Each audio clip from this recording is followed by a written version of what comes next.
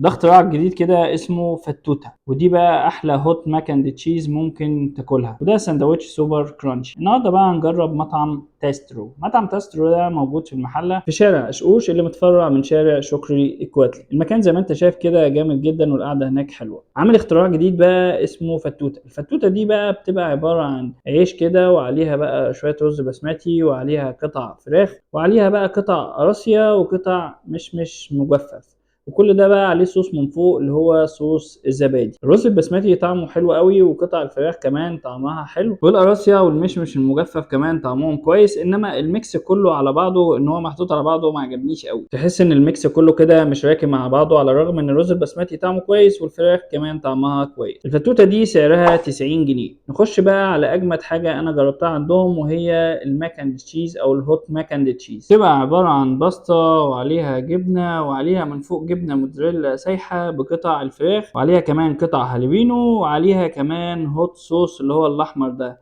الباستا أصلا كلها مولعة جدا، بس طعم الجبن والكواليتي بتاع الجبن كمان جامد قوي. الباستا كده بالجبنة زي ما انت شايف كده، القوام بتاعها جامد جدا وطعمها جامد قوي.